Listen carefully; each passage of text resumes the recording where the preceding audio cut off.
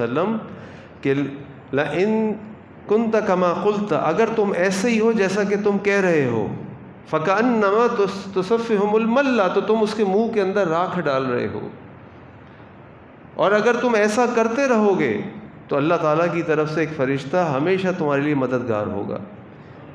ہم صلہ رحمی کس کو کہتے ہیں؟ ہم صلہ رحمی اس بات کو کہتے ہیں کہ کوئی ہمارے ساتھ اچھا سلوک کرے گا تو ہم بھی اچھا سلوک کریں گے، کوئی ہمیں اپنے گھر دعوت میں بلائے گا تو ہم بھی اس کو دعوت میں بلائیں گے، کوئی ہمارے گھر تحفہ بھیجے گا تو ہم اس کے گھر تحفہ بھیجیں گے۔ اللہ کے نبی صلی اللہ علیہ وسلم کے ایک صحابی اللہ کے نبی کے پاس گئے اور اللہ کے نبی سے پوچھا کہ اللہ کے نبی صلی اللہ علیہ وسلم، میرے کچھ رشتے دار ہیں، میرے سے اچھا سلوک کرتے، میں اچھا سلوک کرتا ہوں۔ تو آپ نے فرمایا نہیں، یہ صلہ رحمی نہیں ہے، یہ تو بدلہ ہے۔ صلہ رحمی تو یہ ہے کہ وہ تم سے قطع رحمی کریں، وہ تمہارے گھر کچھ نہ بھیجیں، وہ تمہارے سلام کا جواب نہ دیں، یہ میں بیان کر رہا ہوں آپ کو، وہ تمہارے ساتھ خندہ پیشانی سے پیش نہ آئے، اور تم ان کے ساتھ محبت سے پیش آؤ، تم ان کو تحفے بھیجو، تم ان کو سلام کرو، یہ صلہ رحمی ہے۔ اور صلہ رحمی اتنی اہم ہے، اتنی اہم ہے کہ اللہ کے نبی صلی اللہ علیہ وسلم فرمایا الرحم معلقۃ بالعرش، یہ رحم جو ہے یہ عرش کے ساتھ معلق ہے، اللہ کے عرش کے ساتھ۔ اور اللہ تعالیٰ فرماتے ہیں کہ جس نے اس رحم کو جوڑا میں اس کو جوڑ دوں گا، اور جس نے اس رحم کو کاٹا میں اس کو کاٹ دوں گا۔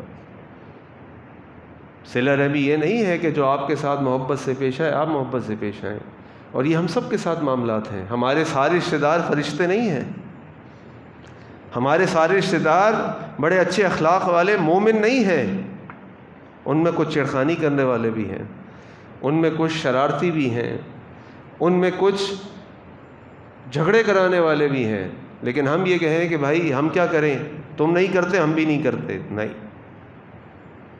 اللہ کے نبی نے فرمایا من کان یؤمن باللہ والیوم الآخر، تم میں سے جو اللہ اور یوم آخرت پر ایمان رکھتا ہے فلیصل رحمہ، اس کو چاہیے کہ وہ صلہ رحمی کرے۔ اللہ کے نبی صلی اللہ علیہ وسلم نے فرمایا کہ ہر جمعرات کے روز اللہ تعالیٰ کے دربار میں بندوں کے اعمال پیش کیے جاتے ہیں۔ انما اعمال بنی آدم تعرض کل خمیس لیلۃ الجمعہ، ہر جمعرات کی رات کو اللہ تعالیٰ کے دربار میں لوگوں کے اعمال پیش کیے جاتے ہیں۔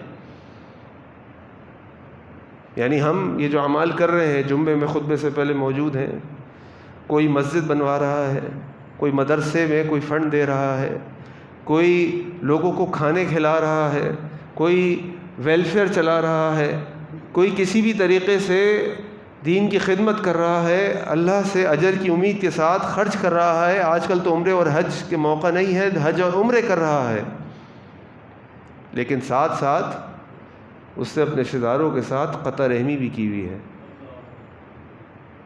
وہ اپنے بہن بھائیوں سے نہیں ملتا، وہ اپنے خالہ اور ماموں سے نہیں ملتا، وہ اپنے پھپھی اور چچا سے نہیں ملتا۔ جھگڑا کیا ہے؟ مال کا جھگڑا، وراثت کا جھگڑا، عزت کا جھگڑا، ہمیں اس طرح نہیں بلایا، ہمیں اس طرح نہیں پوچھا، ہم ان کے گھر گئے انہوں نے ہمیں اچھی طرح ہماری تواضع نہیں کی، دنیا کا جھگڑا۔ میں آپ کے سامنے رمضان میں بھی میں نے آپ کے سامنے ایک واقعہ رکھا تھا، واقعہ عفق، کہ اماں عائشہ رضی اللہ عنہ کے اوپر جو تہمت لگائی گئی تھی، اور تہمت لگانے والوں میں ان کے اپنے ایک رشتہ دار شامل تھے، اور وہ رشتہ دار وہ تھے جن کو حضرت ابوبکر صدیق رضی اللہ عنہ باقاعدگی سے وظیفہ دیتے تھے، کیونکہ وہ مسکین بھی تھے، مہاجر بھی تھے اور رشتہ دار بھی تھے۔ اور جب ابوبکر صدیق رضی اللہ عنہ کو پتہ چلا کہ میرا اپنا ہی وہ رشتہ دار جس کی میں مدد بھی کرتا ہوں وہی میری بیٹی پر تہمت لگانے والوں میں شامل ہو گیا، تو ابوبکر صدیق رضی اللہ عنہ نے کہا کہ اب میں اس کو نہیں دوں گا۔ اور پھر اللہ تعالیٰ نے سورہ نور کی آیت اتاری کہ وَلَا يَأْتَلِ أُولُو الْفَضْلِ مِنكُمْ وَالسَّعَةِ وَأُولِي الْقُرْبَى وَالْمُهَاجِرِينَ وَالْمَسَاكِينَ، کہ وہ لوگ قسم نہ کھائیں جن کو ہم نے وسعت دی کہ وہ نہیں دیں گے اپنے رشتہ داروں کو، مساکین کو، مہاجرین کو۔ وَلْيَعْفُوا وَلْيَصْفَحُوا، ان کو چاہیے کہ ان کو معاف کر دیں اور درگزر کر دیں۔ الا تحبون ان یغفر اللہ لکم، کیا وہ اس بات سے محبت نہیں کرتے کہ اللہ تعالیٰ بھی ان کو معاف کر دے؟ اور جب ابوبکر صدیق رضی اللہ عنہ کے سامنے یہ آیت نازل ہوئی تو انہوں نے فوراً کہا بلا بلا واللہ، کیوں نہیں میرے رب، ان لنحب ان تغفر لی، میں تو اس بات سے محبت کرتا ہوں کہ آپ مجھے معاف کر دیں۔ اور پھر انہوں نے دوبارہ اپنے اس کزن کا، اس رشتہ دار کا دوبارہ وظیفہ شروع کر دیا۔ بیٹی کے اوپر تہمت لگائی تھی، اور بیٹی کون تھی؟ عائشہ صدیقہ کائنات رضی اللہ عنہا۔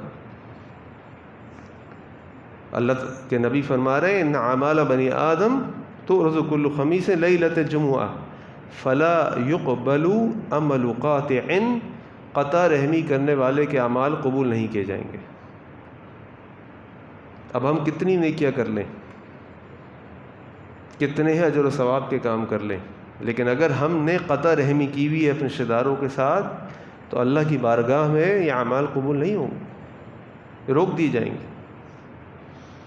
اور یہ وہ ذریعہ ہے کہ اللہ کے نبی صلی اللہ علیہ وسلم فرمایا کہ جو صلہ رحمی ہے، جب ایک صحابی نے آ کے پوچھا کہ اللہ کے نبی مجھے خبر دیجئے ایسے عمل کی جو مجھے جنت میں داخل فرما دے، تو آپ نے فرمایا صلہ رحمی کرو،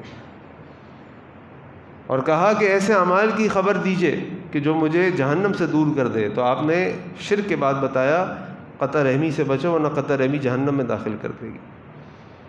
اس عمل کے بارے میں آپ نے فرمایا صلہ رحمی کے بارے میں، صلہ رحمی ایک ایسا عمل ہے جو مال میں اضافہ کرتا ہے، عمر میں اضافہ کرتا ہے، گھروں کے اندر محبت میں اضافہ کرتا ہے۔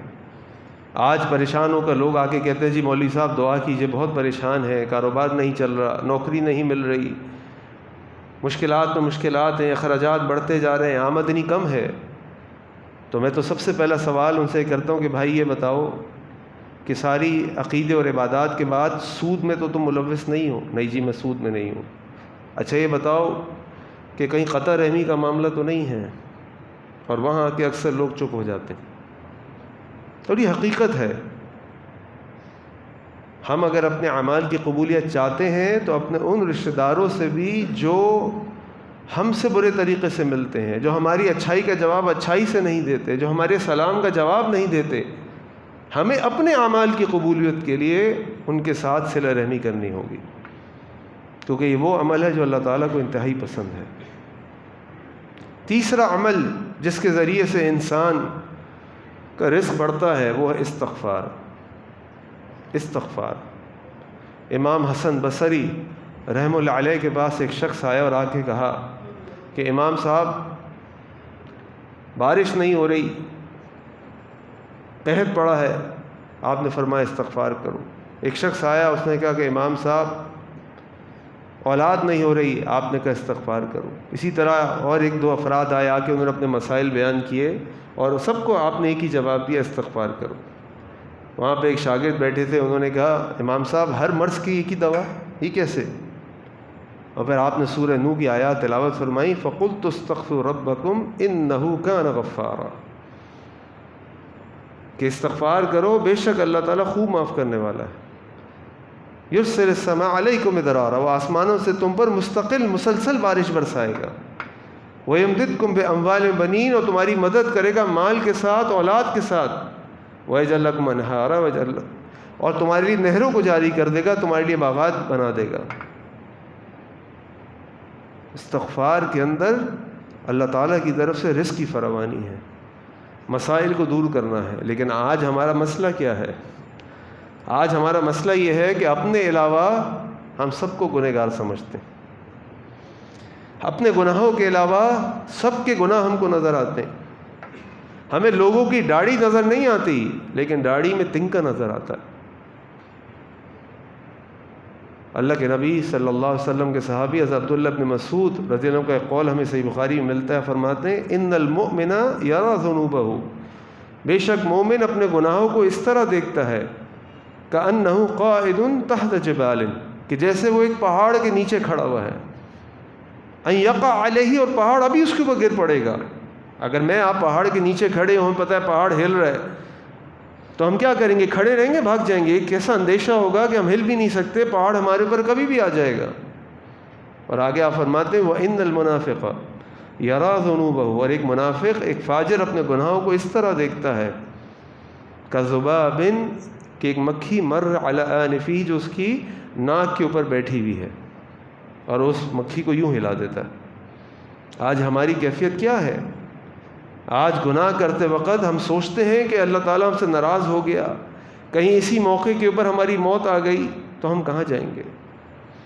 آج تو گناہ پہ گناہ، گناہ پہ گناہ، گناہ پہ۔ کوئی کہتا ہے شادی کے بعد حج کر کے اللہ سے توبہ کریں گے سارے گناہ بخشوا لیں گے، کوئی کہتا ہے رمضان کا انتظار کرتے ہیں رمضان میں یہ کر لیں گے، ایسے گناہ نہیں بخشتے۔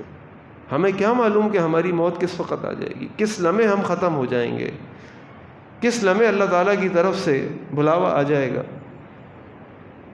اور اللہ تعالیٰ، اللہ کے نبی تو فرماتے ہیں صلی اللہ علیہ وسلم، ہر آدم کی اولاد گنہگار ہے، کل بنی آدم خطاؤن، ہر آدم کی اولاد خطا کار ہے، لیکن بہترین خطا کار کون ہے؟ وخیر الخطائین توابون، بہترین خطا کار وہ ہیں جو اللہ تعالیٰ سے بار بار توبہ کرتے ہیں۔ کہیں گناہ ہو گیا فوراً اللہ کے آگے ہاتھ اٹھا دیے، کہیں گناہ ہو گیا استغفار پڑھ دی۔ اور اللہ کے نبی صلی اللہ علیہ وسلم معصوم عن الخطا، بہترین انسان، بہترین رسول، بہترین نبی، جنت میں داخل ہونے والے پہلے شخص، جنت کا دروازہ کھلوانے والے، قیامت کے دن اللہ تعالیٰ کے آگے سجدے میں گر کر لوگوں کا حساب کتاب شروع کرانے والے، ان کے بارے میں ان کے صحابہ فرماتے ہیں کہ اللہ کے نبی صلی اللہ علیہ وسلم ایک مجلس میں 100 دفعہ استغفار پڑھتے تھے۔ ایک مجلس میں صحابہ کہتے ہیں ہم گن لیتے تھے کہ اللہ کے نبی صلی اللہ علیہ وسلم 100 دفعہ استغفار پڑھ رہے ہیں، تو کہاں اللہ کے نبی صلی اللہ علیہ وسلم، اور کہاں ہم گنہگار، خطا کار، سیاہ کار، سزا بار۔ وہ تو معصوم عن الخطا اور ہم خطا کے پتلے، تو ہم پر کتنی دفعہ اس بات کی وجہ سے استغفار لازم ہو جاتی ہے۔ تو ایک مومن اپنے گناہوں سے اس طرح ڈرتا ہے کہ جیسے ایک پہاڑ کے نیچے کھڑا ہے، کسی وقت بھی وہ پہاڑ اس کے اوپر گر جائے گا۔ ایک مومن کی شان یہ نہیں ہے کہ وہ گناہ کر کے یہ سوچے کہ میری تو اتنی نیکیاں ہیں، ایک آدھ گناہ سے کیا فرق پڑے گا۔ یہ تو منافق کا طریقہ ہے۔ مومن تو ایک چھوٹے سے چھوٹا گناہ کرتے ہوئے بھی یہ سوچتا ہے کہ یہ گناہ تو چھوٹا ہے، لیکن جس رب کی میں نافرمانی کر رہا ہوں، جتنے اس کے مجھ پر احسانات ہیں، جتنی اس کی مجھ پر نعمتیں ہیں، تو کیا اس کی نافرمانی کی جا سکتی ہے؟ تو استغفار انسان کے رزق میں اضافے کا سبب ہے۔ اس کے بعد اگلی چیز جو انسان کے رزق میں اضافے کا سبب ہے وہ ہے انفاق فی سبیل اللہ۔ اللہ کے نبی صلی اللہ علیہ وسلم فرمایا، یا ابن آدم، اے آدم کی اولاد، انفق علیک، تم خرچ کرو، تم پر خرچ کیا جائے گا۔ اللہ کے نبی نے فرمایا صلی اللہ علیہ وسلم، ما نقصت صدقۃ من مال، صدقہ مال میں کوئی کمی نہیں کرتا۔ آپ صدقہ کیجئے، اللہ تعالیٰ دیکھیے کیسی برکت ڈالیں گے۔ یہ صدقہ اللہ تعالیٰ کی اتنی بڑی رحمت ہے انسانوں کے اوپر کہ دیکھیے مال کس کا ہے؟ مال اللہ کا ہے، ہمارا مال نہیں ہے۔ ہم میں سے کوئی یہ چوائس لے کر پیدا نہیں ہوا کہ میں فلاں امیر شخص کے گھر میں پیدا ہوں گا یا فلاں غریب کے گھر میں پیدا ہوں گا۔ ہم سب اپنا کاروبار کرتے ہیں یا نوکری کرتے ہیں، دکان کھول کر بیٹھتے ہیں، ایک مارکیٹ میں 50 دکانیں لائن سے ہوتی ہیں، اللہ تعالیٰ کی رحمت ہوتی ہے کہ وہ گاہک ہمارے پاس آ جاتا ہے، ہم سے ہی مال لیتا ہے، بار بار آتا ہے۔ اگر وہ نہ آئے تو میں کیا کر سکتا ہوں؟ میں کیا کر سکتا ہوں؟ یہ سب مال اللہ کا ہے، لیکن اللہ کی رحمت یہ ہے کہ اللہ تعالیٰ اسی مال کو جو اس نے ہم کو دیا، اسی مال کو